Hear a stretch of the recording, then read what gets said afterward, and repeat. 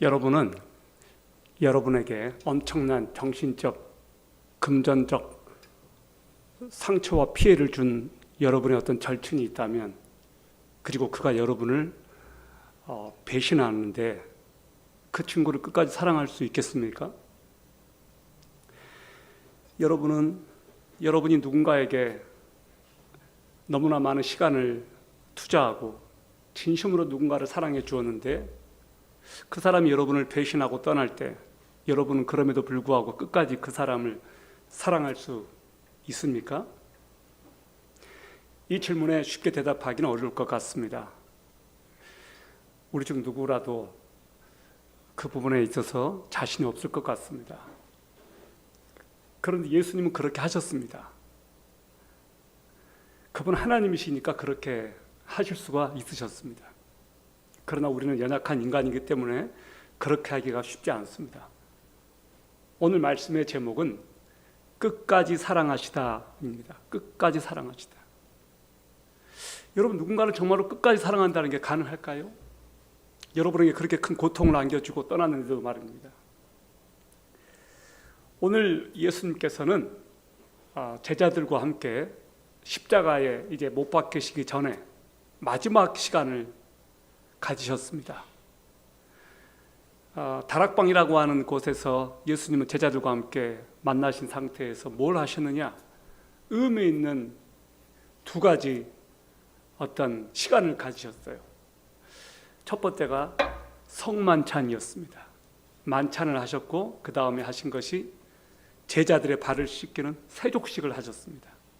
이것이 예수님께서 제자들과 마지막으로 함께 시간을 보내셨을 때 일어난 일이었습니다. 자, 여러분, 예수님은 우리를 어떻게 하시는가? 예수님은 우리를 끝까지 사랑하십니다. 예수님은 우리를 끝까지 사랑하신다. 언제까지요? 끝까지. 끝까지 사랑하신다. 이것이 예수님의 저와 여러분을 향한 사랑입니다. 요한복음 13장 1절을 볼까요? 이제 유월절 전에 예수님께서 자기 때가 이르러 자기가 이 세상을 떠나 아버지께로 가야 할 줄 아시고 세상에 있던 자기 사람들을 사랑하시되 끝까지 사랑하시니라. 제자들은 지금 마가의 다락방에 모였습니다. 유월절 전이었습니다. 예수님은 자신이 이제 죽을 때가 왔음을 아셨습니다. 예수님께서는 이제 세상을 떠나 아버지께로 갈 때가 왔음을 아셨습니다. 예수님은 자신이 죽을 것을 아셨을 뿐만 아니라 어디로 가는지도 아셨습니다. 이 세상을 떠나 아버지께로 가야 한다는 것을 예수님은 아셨습니다. 여러분, 예수님은요, 이 세상에 왜 오셨는지, 어떻게 살아야 될지, 어디로 가야 될지, 무엇 때문에 오셨는지 너무나 명확하게 알았습니다. 안타깝게도 이 세상에는 자신이 왜 왔는지, 어디로 가는지, 어떻게 살 것인지 이것을 모르고 그냥 되는 대로 살아가는 사람들이 의외로 굉장히 많습니다. 특히 청년들 가운데 그런 친구들이 많다는 것은 굉장히 불행한 거예요. 내가 가야 되는 목적지를 모르는 거예요. 여러분, 우리가 물어야 될 인문학적 질문 3가지가 있습니다. 나는 어디에서 왔는가? 나는 무엇 때문에 사는가? 나는 어디로 갈 것인가? 여러분은 어디에서 왔습니까? 부모로부터 왔습니까? 우연히 여러분 태어났습니까? 아닙니다. 성경은 우리가 하나님께로부터 왔다고 말합니다. 여러분, 왜 사십니까? 무엇 때문에 삽니까? 여러분, 돈 때문에, 돈 많이 벌려고 사시죠? 성경은 우리가 왜 살아야 되느냐? 하나님을 위해서 살아야 된다고 말합니다. 자, 우리는 어디로 갈 것인가? 여러분, 어디로 가는지 아십니까? 성경은 우리가 하나님께로 갈 것이라고 말합니다. 여러분, 너무나 많은 사람들이요, 죽음을 의식하지 않은 채 살아가고 있습니다. 얼마 전이었습니다. 제가 한 청년을 만나서 전도를 하는데 이 청년이 그렇게 말하더라고요. 나는 죽음에 대해서 한 번도 생각해 본 적이 없습니다. 여러분도 그렇습니까? 여러분은 너무 젊으니까 안 죽을 것 같죠? 아니요. 우린 다 죽습니다.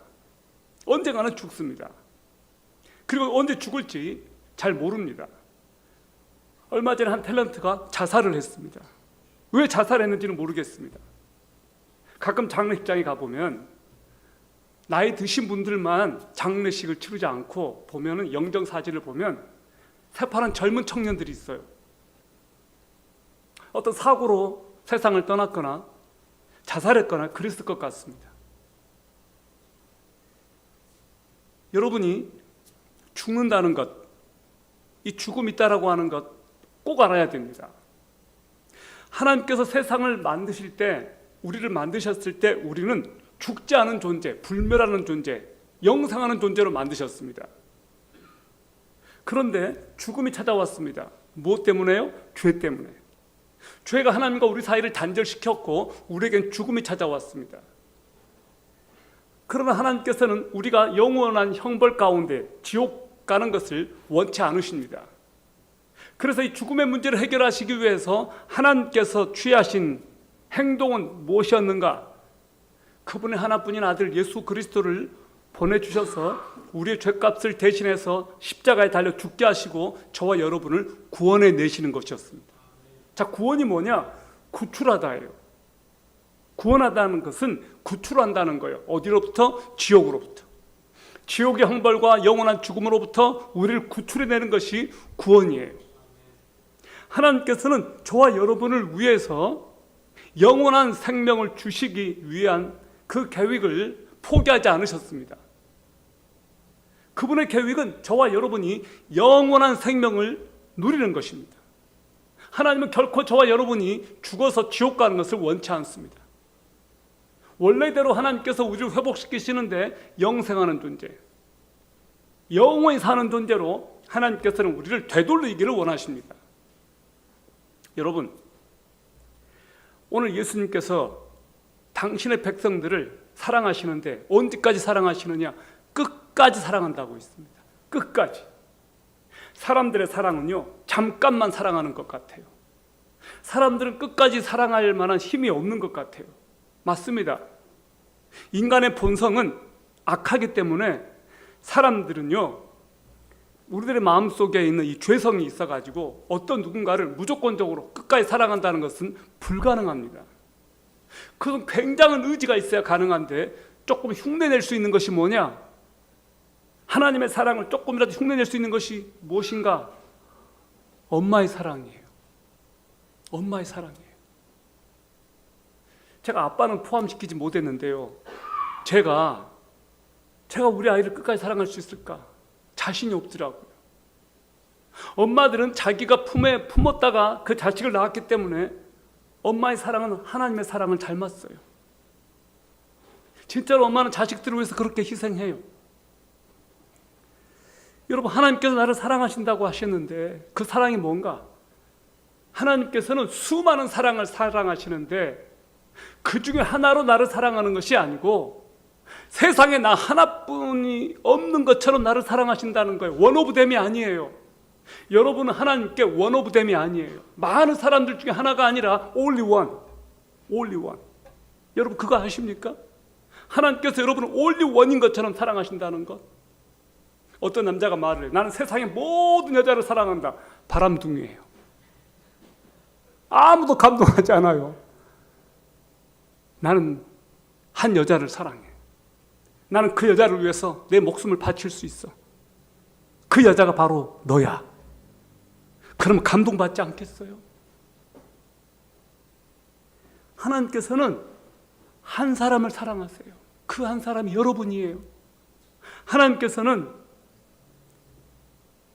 그것을 위해서 여러분과 저를 너무나 사랑하시기 때문에 여러분과 저를 건지시려고 예수님을 보내신 겁니다. 세상 사람들이 하는 사랑은요, 조건적이에요. 이해타산적이에요. 그러니까 쉽게 만나고 쉽게 헤어집니다.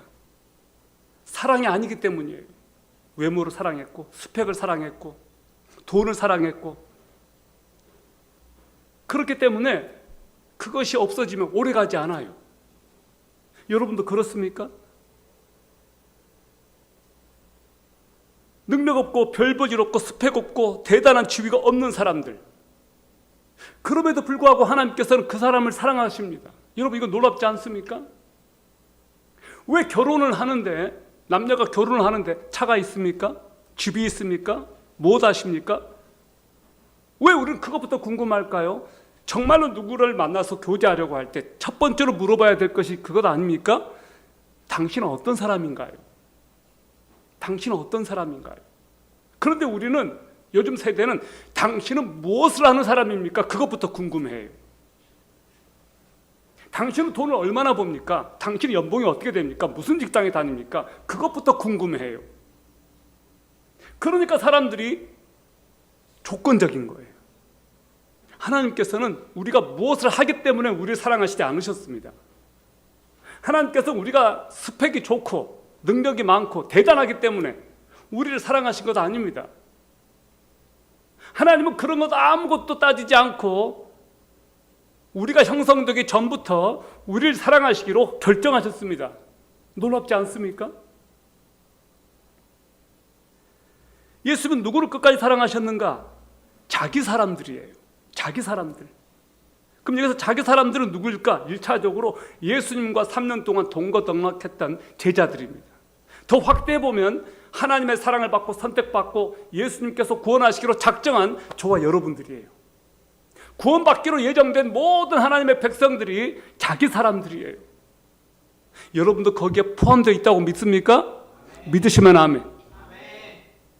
저는 포함되어 있다고 믿어요. 저는 우리 욱준 형제가 포함되어 있다고 믿어요. 우리 교환 형제가 포함되어 있다고 믿어요. 여러분은 자기 사람들인 거예요. 여러분 조폭들의 세계들을 보면 의리가 있잖아요. 의리. 가끔 우리는 조폭만큼도 못하게 너무 의리가 없고 치사해요. 전 여러분 의리가 있었으면 좋겠어요. 예수님은 의리가 있다니까요. 끝까지 우리를 붙잡는다니까요. 근데 우리는 배신 때리죠. 우리는 너무나 의리가 없어요. 전 여러분 의리가 있었으면 좋겠습니다. 여러분, 자기 사람들이 누굴까? 하나님을 아버지로 고백하는 모든 사람들. 에베소서 1장 3절을 보니까 우리가 어떤 사람들이냐? 그 기쁘신 뜻대로 우리를 예정하사 예수 그리스도로 말미암아 자기 아들들이 되게 하신 자들. 그 기쁘신 뜻대로 우리를 예정하사 자기 아들들이 되게 하신 자들, 바로 저와 여러분들이에요. 자기 사람들이 누구냐? 요한복음 17장에 보니까 예수님은 자기 사람들을 아버지께서 내게 주신 자들이라고 있어요. 아버지께서 내게 주신 자들. 저와 여러분들은 하나님께서 예수님께 주신 자들이에요. 이사야 43장 1절을 보니까 너는 내 것이라 라고 있습니다. 너는 내 것이라. 넌 내 거야 라고 못 박은 자들이에요. 우리는요, 하나님의 손바닥에 새겨진 사람들이에요. 요한일서 4장 9절 10절을 보세요. 하나님은 사랑이심이라 하나님의 사랑이 우리에게 이렇게 나타난 바 되었으니 하나님이 자기의 독생자를 세상에 보내심은 그로 말미암아 우리를 살리려 하심이라. 사랑은 여기 있으니 우리가 하나님을 사랑한 것이 아니요 하나님이 우리를 사랑하사 우리 죄를 속하기 위하여 화목제물로 그 아들을 보내셨습니다. 아멘. 하나님이 우리를 먼저 사랑하셨습니다. 우리가 하나님을 사랑한 것이 아니고 하나님이 먼저 우리를 사랑하셨어요. 그래서 우리를 위해서, 우리의 죄를 속하기 위해서 화목제물로 예수 그리스도를 보내셨습니다. 이것을 모르니까 사람들이 예수를 믿어도 기쁨이 없는 거예요. 하나님의 사랑이 어떤 것인지를 보여주셨는데, 하나님의 사랑은 우리를 끝까지 사랑하신다는 거예요. 끝까지 책임지신다는 거예요. 끝까지 사랑한다는 말이 무슨 말이냐? 한계가 없다는 거예요. 끝까지 사랑한다는 게 무슨 말이냐? 생명을 다할 때까지, 생명을 다할 때까지, 우리가 죽을 때까지 끝까지 사랑한다는 거예요. 잠시만의 사랑이 아닌 거예요. 여러분, 오래전 영화인데 봄날은 간다는 영화 보셨어요 혹시? 여기 보면 유지태하고 이영희가 나와요. 벌써 세대 차이가 나죠.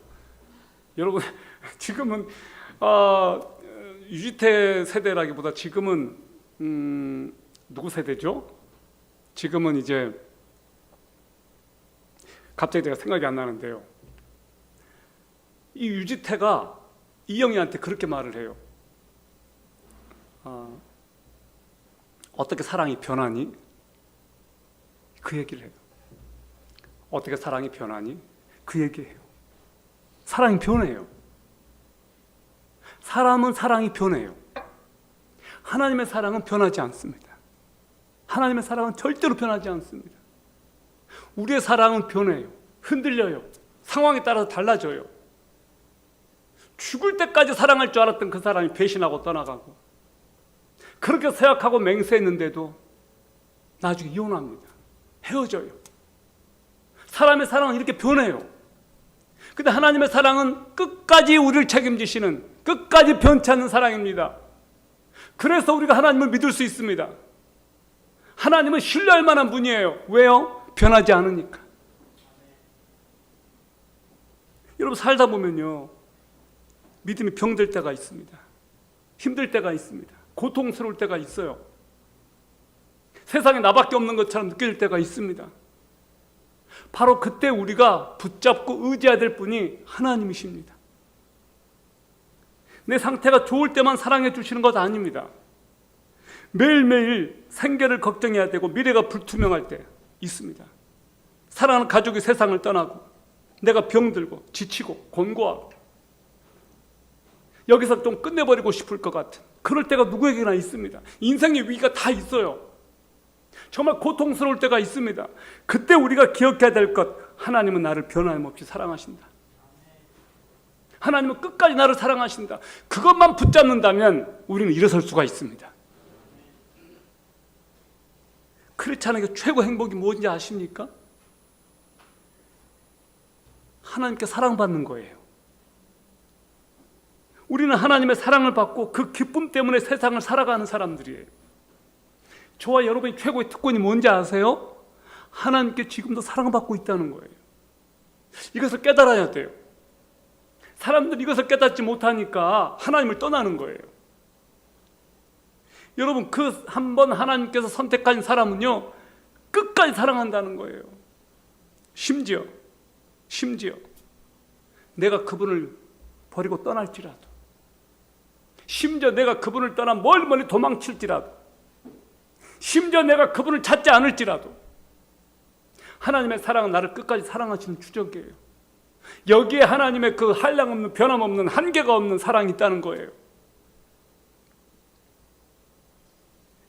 여러분, 사람들이 왜 상처받고, 왜 고통스러워하고, 왜 죽으려고 생각하고, 왜 그렇게 힘들어할까요? 나를 사랑해주는 사람이 없으니까 그래요. 내가 믿었던 그 사람이 나를 사랑하지 않는다는 그 시련의 고통 때문에 힘든 거예요. 사람은요, 끝까지 사랑해 줄 수 있는 존재가 아니에요. 그러니까 사람들이 사람에게 기대를 걸었다가 실망하고 상처받죠.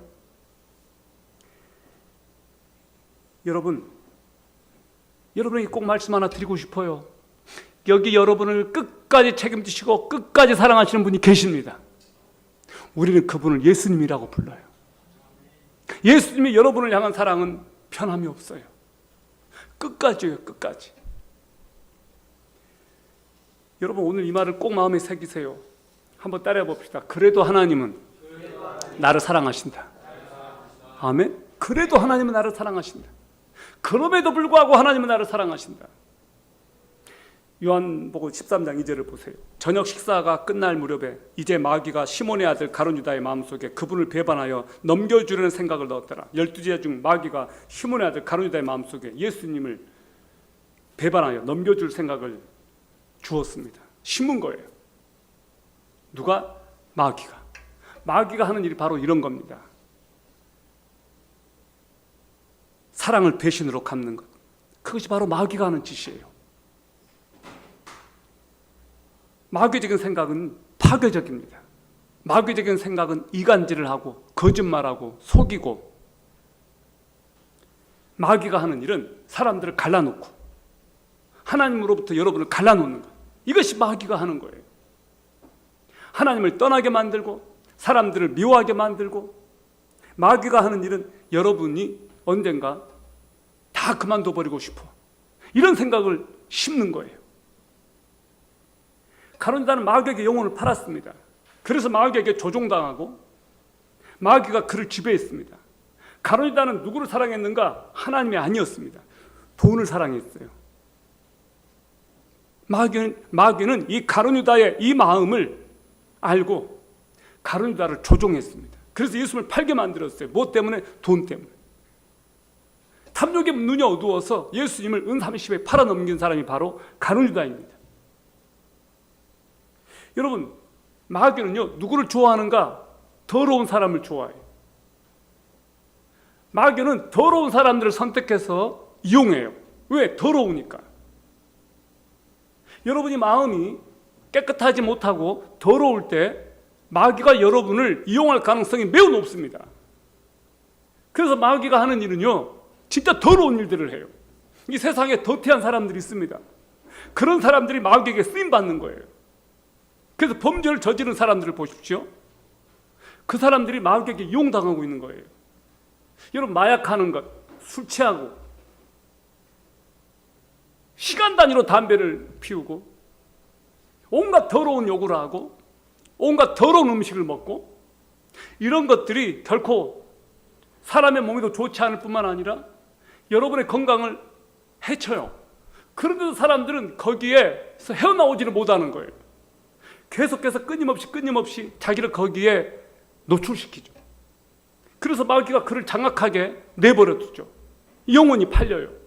그래서 건강하지 못하게 되는 거예요. 영혼이 병들고, 마음이 병들고, 육신이 병들고. 여러분, 전 여러분이 영혼과 육체가 건강하고 깨끗해졌으면 좋겠습니다. 하나님께서 여러분을 만드신 대로 그렇게 회복되었으면 좋겠습니다. 영적 전쟁에서 마귀가 여러분을 지배하려고 하는 것 세 가지가 있음을 기억하십시오. 여러분의 생각, 여러분의 마음, 여러분의 의지. 이 세 가지를 마귀는 장악하고 싶어요. 여러분의 생각을 조정하려고 하고, 여러분의 마음을 도둑질하려고 하고, 여러분의 의지를 자꾸만 선한 것이 아니라 악한 것에 들이게 만들어요. 여러분의 의지는 무엇을 할 때 작동됩니까? 선하고 정직한 일을 할 때, 세상을 변화시키는 일을 하려고 작동되십니까? 아니면 자꾸 누군가를 힘들게 하는 일에 여러분의 의지가 작동되고 있습니까? 여러분이 누군가에게 고통을 안겨주는 일에 여러분의 의지가 작동되고 있다면 안타깝지만 여러분은 지금 마귀에게 조종당하고 있다는 것을 아십시오. 자, 이제 요한복음 13장 3절, 4절, 5절을 보세요. 예수님께서는 아버지께서 모든 것을 자기 손에 맡기신 것과 또 자기가 하나님으로부터 왔다가 하나님께로 갈 것을 아시고 저녁 식사 자리에서 일어나 겉옷을 벗고 수건을 가져다가 허리에 두르시며 그 뒤에 대야에 물을 부어 제자들의 발을 씻으시고 몸에 두른 수건으로 닦기 시작하니라. 자, 여러분, 유대는 건조한 지역입니다. 하루 종일 이렇게 걷다 보면 발에 때가 끼고 발이 더러워지죠. 그리고 그들이 신고 다녔던 신발은 샌들입니다. 구두도 아니고 운동화도 아니에요. 발이 더러워질 수밖에 없죠. 그래서 집에 들어가면 하인이 대기하고 있다가 물을 붓고 발을 씻어주거나, 하인이 없으면 자기 스스로 발을 닦아야 됩니다. 약간 좀 사는 집에서는 하인이 다 있습니다. 그래서 손님이 오면 발을 늘 씻습니다. 그리고 닦아주십니다. 지금 그런데 이 일을 누가 지금 하고 있습니까? 예수님께서 그렇게 하고 있습니다.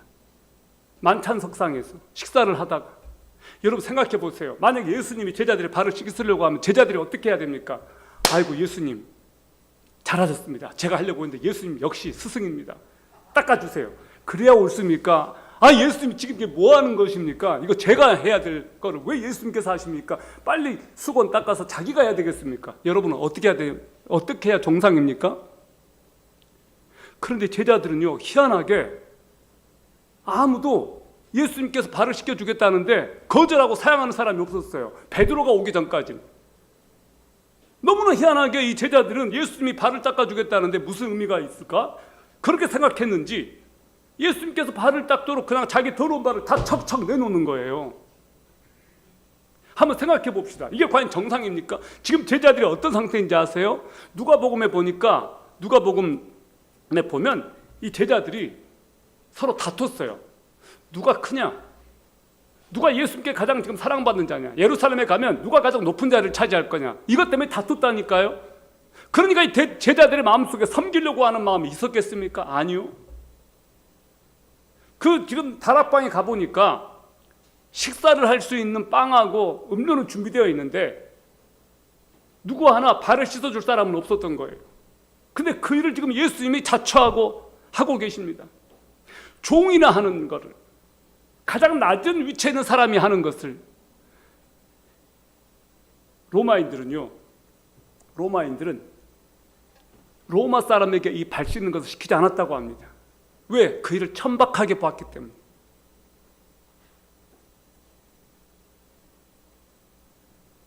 제자들은 잠시 후면 십자가에 못 박히실 예수 그리스도에 대해서는 전혀 안중에도 없습니다.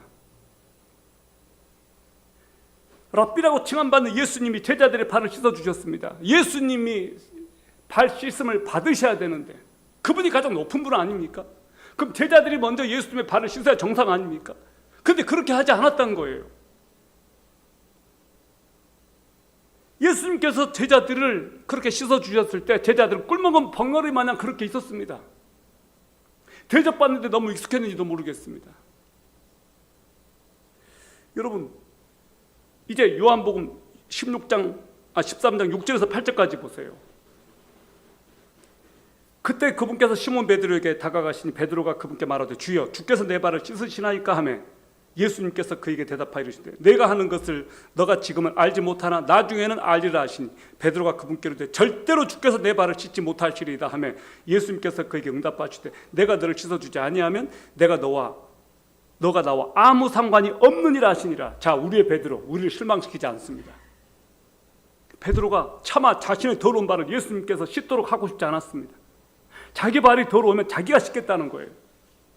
그는 예수님의 발을 씻어주는 의도를 몰랐습니다. 그러니까 베드로가 예수님 절대로 내 발은 씻을 수가 없습니다. 그렇게 지금 나가고 있는 거예요. 근데 예수님께서 말씀하십니다. 내가 너의 발을 씻어주지 않으면 너와 나는 지금 상관이 없어. 그렇게 말씀하고 있는 거예요. 내가 너와 상관이 없다. 이거 무슨 말입니까? 여러분, 내가 너와 상관이 없다, 관계가 없다, 그 말 아닙니까? 여기서부터 이제 우리는 굉장히 여기에 뭔가 있구나, 예수님께서 제자들의 발을 씻어주는 것은 뭔가 의미가 있구나, 그것을 이제 우리가 알 수 있습니다. 이제 13장 9절부터 11절까지 보세요. 시몬 베드로가 그분께 이르되 주여 내 발뿐 아니라 손과 머리도 씻어 주옵소서 하매 예수님께서 그에게 이르시되 이미 씻은 자는 모든 곳이 깨끗함으로 발밖에 씻을 필요가 없느니라. 너희가 깨끗하나 다는 아니니라 하시니 이는 그분께서 자기를 배반하여 넘길 자가 누구인지 아셨기 때문이라. 그러므로 그분께서 너희가 다 깨끗하지는 아니하니라 하시니라. 자, 보세요. 베드로가 그러면 내 발뿐만 아니라 손과 머리도 씻어 주십시오, 그렇게 말하고 있어요. 이건 무슨 말이에요? 나 목욕시켜 주세요. 베드로는 되게 좀 약간 엉뚱한 면이 있죠. 극단적이죠. 관계가 없다니까 안 씻어주면 관계가 없. 그래요? 그러면 저 목욕까지 다 시켜주시죠. 솔직히 생각해봐, 이게 할 말이에요? 이게 베드로가 너무 지금 상황을 파악을 못하는 거예요. 예수님은 목욕하는 것과 발 씻는 것을 비교하시면서 발을 씻기는 행위에 영적 진리가 있다는 것을 교훈해 주신 거예요. 자, 목욕하는 것과 발 씻는 것 어떤 차이가 있습니까? 목욕하는 것은요, 목욕한다 이 말은 신학적인 의미에서 속죄의 의미가 있어요. 칭의의 의미가 있어요. 목욕한다 이 말은 모든 죄를 용서해 준다, 씻어 준다, 그 말이에요. 내가 너를 의롭게 해 준다, 그 말입니다. 그러니까 이 목욕한다라고 하는 이 말 속에는 모든 죄를 용서받았다, 바로 그 의미가 있어요. 로마서 3장 24절에 그리스도 예수 안에 있는 속량으로 말미암아 하나님 은혜로 값없이 의롭다 하심을 얻은 자 되었느니라. 이 목욕한다라고 하는 의미 속에는 예수 그리스도의 피로 우리가 속량을 입어서 하나님의 은혜로 값없이 의롭다 함을 받는 바로 그것, 칭의, 의롭다고 칭해 주는 것, 그 의미가 있는 거예요. 속량, 죄를 속해 준다, 죄를 용서해 준다라는 그 의미가 있는 거예요. 예수 그리스도의 보혈의 공로로 죄로 인해 들어졌던 우리가 깨끗하게 예수 그리스도의 십자가의 피로 정결하게 되는 것, 그것이 목욕한다는 의미가 있는 거예요. 예수 그리스도 십자가의 피로 저와 여러분은 깨끗하게 목욕했습니다. 죄 용서를 받았습니다. 할렐루야. 이것이 복음 아니에요? 그런 발을 씻는다는 의미가 뭘까요? 이것은 매일매일 회개한다는 의미예요. 발을 씻는다 이 말은 이미 우리들의 죄가 용서받았고 하나님의 자녀가 되었기 때문에 이제부터는 우리가 죄를 지을 때마다 하나님 앞에 회개해야 된다는 거예요. 발을 씻는다, 손을 씻는다, 그 의미예요. 우리가 죄를 회개하지 않으면 하나님과의 교제가 끊어집니다. 그래서 우리는 만약 우리가 우리 죄를 자백하면 저는 미쁘시고 의로사 우리 죄를 사하시며 모든 불의에서 우리를 깨끗게 해주실 것이요 라고 하는 요한일서 1장 9절 말씀처럼 우리는 죄를 지을 때마다 이젠 지옥 가는 것이 아니고 죄를 지을 때마다 하나님과의 교제가 끊어지기 때문에 하나님 앞에 용서해 주십시오, 저를 깨끗하게 해 주십시오 라고 회개하는 거예요. 이 회개는 지옥에 가는 그 죄를 회개하는 게 아니에요. 이미 우리는 구원받은 하나님의 백성이 되었습니다. 그러나 우리는 세상을 살아가면서 크고 작은 죄를 짓습니다. 그럴 때마다 발을 씻으라, 회개해라, 그래서 하나님과의 교제가 다시 회복되게 해라, 계속 이 상태로 가지 말아라, 그 말씀이에요. 예수님은 베드로에게 너가 발을 씻지 않으면 나와 아무 상관이 없다라고 하셨는데, 상관이 없다라고 하는 말은 관계가 없다, 교제할 수 없다, 바로 그 말이에요.